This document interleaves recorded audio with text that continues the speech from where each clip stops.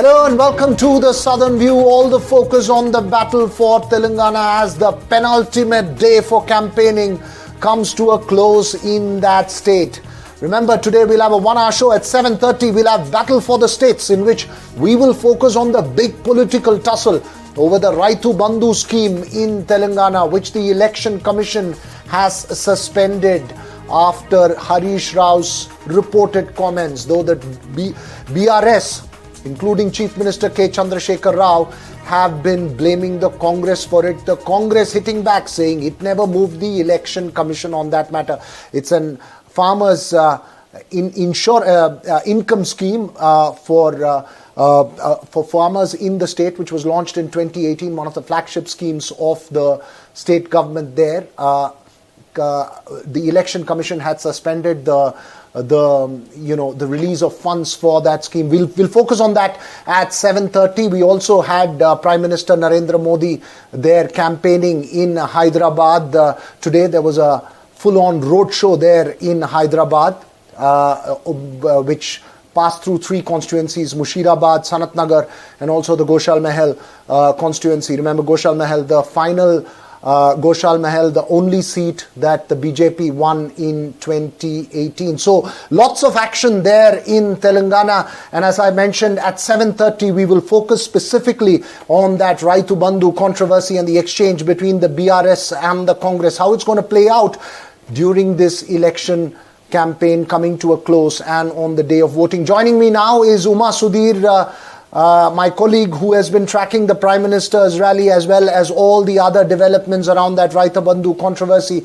They're joining me from Hyderabad, also with us Pula Rao, senior journalist. First, Uma, to you, all the action at the moment in Hyderabad, the roadshow just came to an end.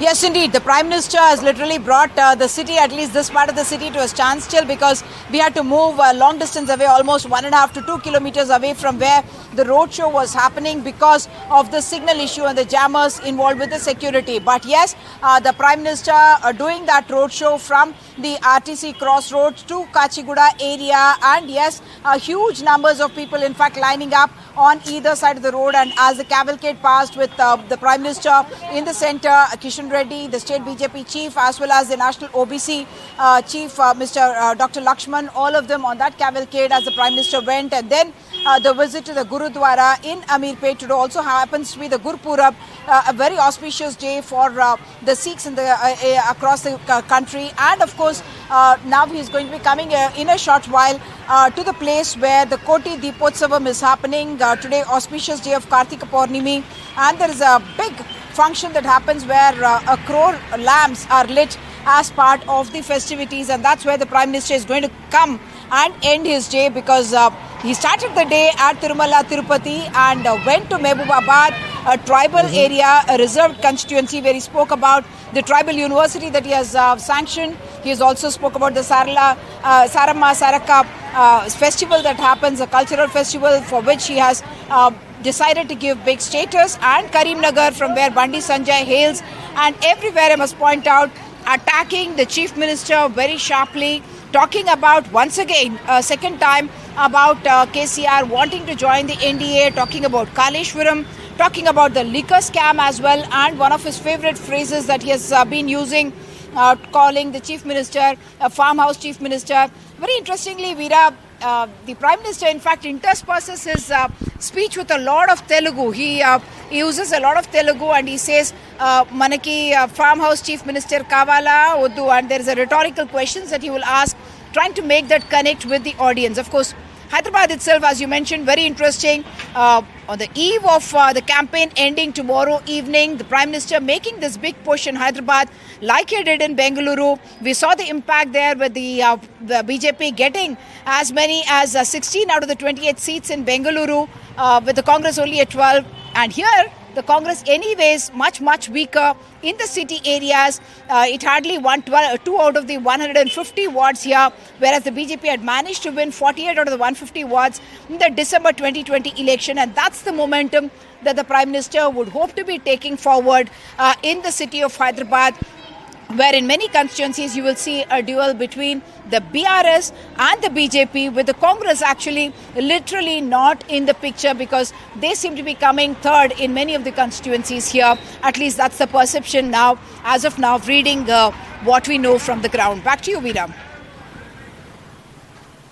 Right, Uma, as you point out, yes, Hyderabad tells a different story. Telangana, of course, has a very different story. We'll have to wait and see how this plays out. We'll focus on those issues that you've raised, but on your screens, you see Priyanka Gandhi there. She was campaigning in Revant Reddy's constituency earlier in the day, in the Kodangal constituency earlier in the day. There, Revant Reddy's main constituency, of course, Revant Reddy, the state Congress president, also contesting from Kamareddy there. Those pictures coming on your screens there. But Uma, as we talk about all the big guns landing in Telangana, you've got the Prime Minister, you're possibly going to have Rahul Gandhi and other top Congress leaders campaigning tomorrow in Telangana. KCR, of course, the local regional satrap, the big figure down there. Before we get, as I mentioned to our viewers, at 7:30, we'll focus on that big controversy and that face-off that's there. As you're pointing out, as far as Hyderabad is concerned, the BJP won 5 seats in 2014 and won only 1 seat, the Gosha Mahal seat, in 2018. The Congress, of course, the 2 MLAs who were elected from the Congress in 2018 shifted over to the BRS, defected to the BRS there. So it's possibly the urban-rural divide also a very important factor as far as this Telangana election is concerned. First to you, Uma, then to Mr. Pullarao. I would think so, certainly, because for the Congress, the Hyderabad city is not looking very good at all. And that's a very important area that they've actually neglected, because even in those constituencies where you can say that the MLA, sitting MLA there, some of who are ministers, have grossly underperformed. I'm sorry, you'll have to hold your thought there. I believe we can go across to Mr. Prakash Javdekar, the Rajya Sabha MP and the BJP's election in charge. He joins us live now from Hyderabad. Mr. Javdekar, thank you for joining us. Yes. Prime Minister's final push, but observers would point out that the BJP is still a third player, sir. The battle is largely between the BRS and the Congress. I think people will have a surprise when people give their mandate, because what we are seeing on the ground, you were discussing Kamareddy.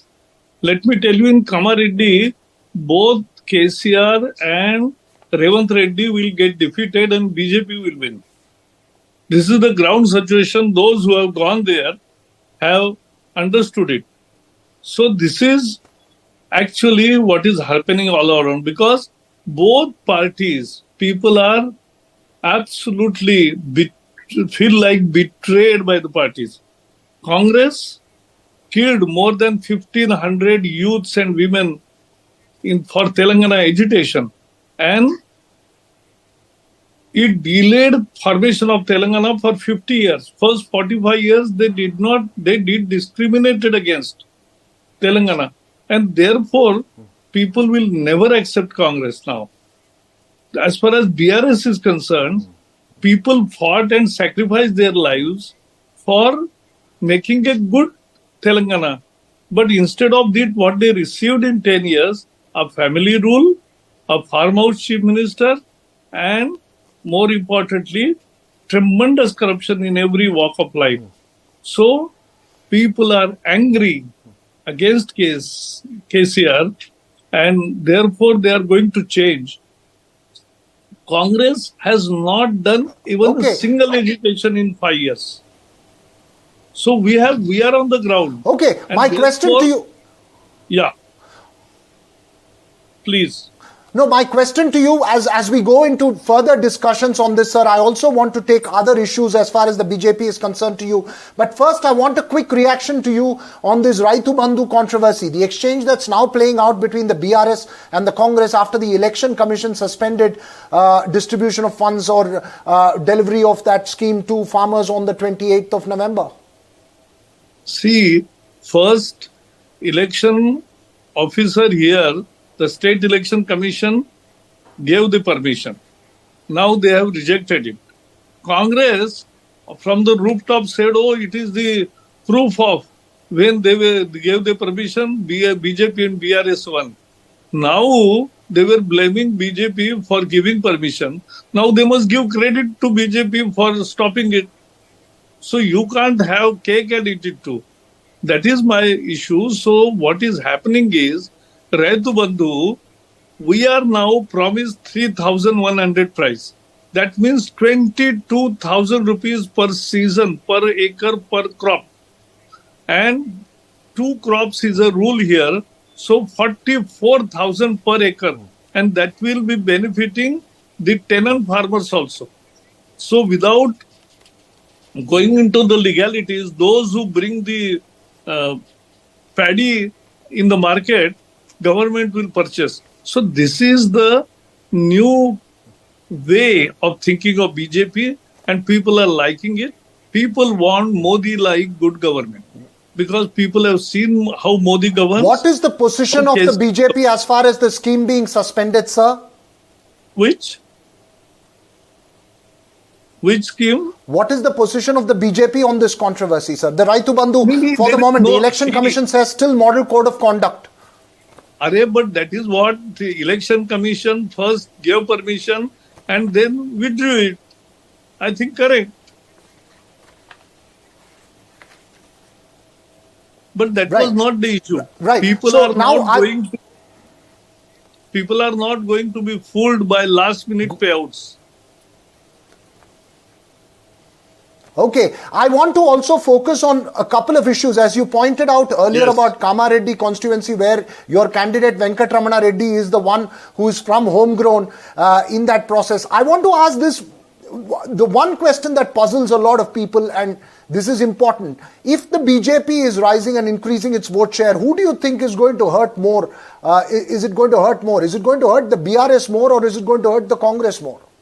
I know BRS and Telangana, they will lose. Congress and BRS, they are fighting for second position. BJP will have first position. Okay, and as far as the BC Chief Minister push, sir, some observers point out that the change of guard, change of leadership. No. It is very clear that our Bandi Sanjay, Rajendra Itala, K. Lakshman, all are BC leaders. So, BC Chief Minister is a national slogan for BJP, and more importantly, BCs were not given this post for last 70 years in Telangana and Andhra. So, this is what has happened to them. Therefore, BCs have stake in this election, and Rahul Gandhi day in and day out says that BC won't be the Chief Minister. So, they don't want BC to be the Chief Minister. So BCs are angry and they will teach Congress a lesson and they will vote for BC Chief Minister. At the same time, SC subcategorization has become a focal point, and Madhiga rally organized by Manda Krishna was attended by Prime Minister, and we are now fast tracking the process of subcategorization. So these are the two separate special focus issues which both the parties are not speaking about, and they have not declared that. So this time the whole voting pattern will change. Okay, my question to you was about the change of leadership. There is a sense that the change of party presidentship in Telangana affected the BC push. Would you agree? No. See, BC push was not necessitated by that. See, in our party, after 3 years, president retires. Once president is there, but he was made National General Secretary. So in a way, he is relieved of state presidency and is given National General Secretary post. It's a promotion in our party cadre. So this is what has happened to it, and he has traveled length and breadth. Both Rajendra Itala and Bandi Sanjay have done 80 meetings each, and that is why they are very much in demand. They are now win the elections, and then when they come, legislators will decide who will be the Chief Minister. Sir, my colleague Uma Sudhir also joins us. She has a question for you. Uma, go ahead. Please. Mr. Javdekar, the Prime Minister has been attacking KCR. You have been claiming that the BJP will come first, but political observers here would say that it is possible that in a very tight contest, the Congress and the BRS may end up with not having a majority. Possibly you will be in double digits and perhaps a 20. Who are you going to go with to form a government here in such a scenario? See, I don't expect this scenario on 3rd, but we will definitely be meeting on 4th. If I answer every question today, what you will ask me on 4th? So let us wait. We are very sure that we are this time BC Chief Minister and BJP majority. Actually, many of your senior leaders here are saying that the best scenario for the BJP is perhaps going to be... Both. Yes, madam. I was saying that senior leaders of the party here talk about the fact that the best scenario for the BJP could be a hung assembly and the BJP in the position of a decision maker, a kingmaker. Power. See, I don't think such scenario. When people get upset on the rulers, they throw them out lock, stock and barrel. And they give verdict. They are in love with Modi because Modi has provided good government in India for 10 years. Not a single corruption charge against any one minister, even raised by opposition. This is the real success of Modi's governance. And therefore, let us understand that we will do this, if you want to say miracle, yes. But I'm very sure that when people decide to dethrone somebody, they will not bring the old party which has discriminated against them, the party which delayed the formation of Telangana, and the party which killed 1,500 people who sacrificed their life. So, people are seeing Modi's good governance because he doesn't discriminate on basis of religion, on basis of caste, creed, gender, state, or even voting preference. Even those who are not voting for us, Modi gives benefit to all those who are eligible. So this is a basic difference which people like. Okay, sir, my final question to you. What is your prediction in terms of number of seats? Do you have a prediction? We have one day more to go for campaigning to come to a close. Minimum 60. Minimum 60. Minimum 60, and you will decide which way. If it is not 60 and you are in a position to support, you will decide on the 4th on which way you will go. Thank you, Mr. Javdekar, for joining us here on the show this evening. Uma, obviously you put that important question there. Let's also get Mr. Pulla Rao into this conversation. Mr. Pulla Rao, how do you see the BJP's position as far as Telangana is concerned? Most observers say that it's still a third player, but can it be a third player in all the seats, or are there certain numbers that it's going to get this time which could potentially be crucial, as Puma points out, if it is a hung assembly? See, by all accounts, its voting percentage will increase from 2018. And if it increases reasonably well in some constituencies, and there's a triangular fight there, it can win seats. How many seats? Is it going to be 5 or 20 or 30? It's very difficult at this moment to say. In a triangular fight, where the BJP is still untested, this time it will be the real test. What is its base? How much they work? Therefore, I find it very difficult to think they will get 60 seats and all that, but they will do better than they did in 2018. Now, very frequently this question comes up. If BJP is the kingmaker, who will they support? Well, they will not need to support anyone. If the BRS and Congress get more than 60 seats together, along with MIM, they will form the government. Everybody forgets that the BRS was sitting with the Congress party in Delhi all these days. They were collaborating with the Congress in Parliament. They were doing all kinds of things. So therefore, I find it a bit odd to think that they will turn to the BJP. They will accommodate each other. unless the BJP gets 60 seats, that's why Mr. Javdekar was very careful to say we'll get 60. If they get 60 seats, the question is answered. Anything less than 60, then it will be a very difficult ball game. And earlier you mentioned something, and Umaji also, I think, agreed with that. There is definitely an urban-rural divide. Telangana in the last 10 years has become more urbanized, more modernized. Therefore, we may expect to see some kind of different voting patterns in the cities as opposed to rural areas. Their needs are different. Their objectives are different. So that will be very interesting because in the greater Hyderabad area, Congress is quite weak, maybe in the third position. So how is it going to get over that? We have to see. It's a very interesting election. It's a regional party in power. It will be the first time if the Congress dethrones it in 60 years. It has never dethroned the regional party from power. If you discount the Andhra situation where there were only two parties, Telugu Desam and Congress. So I don't think the issue is settled yet. The important thing is how well the BJP will do. How well will they capture? Mr. Modi's tour is going to be impactful in Hyderabad. But will it be consequential? That only time will tell. Oh, that's an interesting point that you made. Impactful, but will it be consequential, Uma? That's the point that Mr. Pullarao is making. Uma, of course, will stay with us because, Uma, after this, in the battle for the states, we'll discuss the Raitu Bandhu controversy. But quick final comments from you, Uma, in terms of the Prime Minister's campaign there in Hyderabad.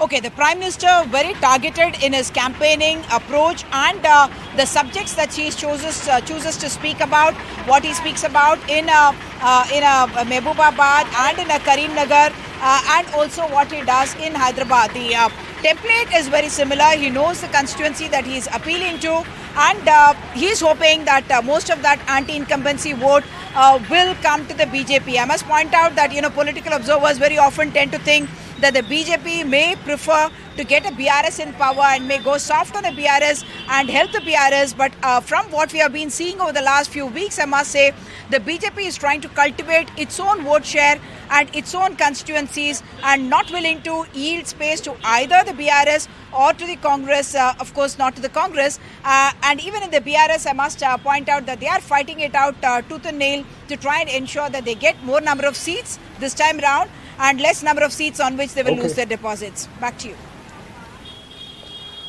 Okay, Uma, you stay with us, as I mentioned, for Battle for the States, which will come up in just a bit from now. And Mr. Pullarao, thank you for those thoughts. You say impactful, whether it will be consequential. We'll have to wait and see how that plays out. We'll take a very short break. When we come back, the unveiling of a VP Singh statue in Tamil Nadu. A quick focus on that before we move forward.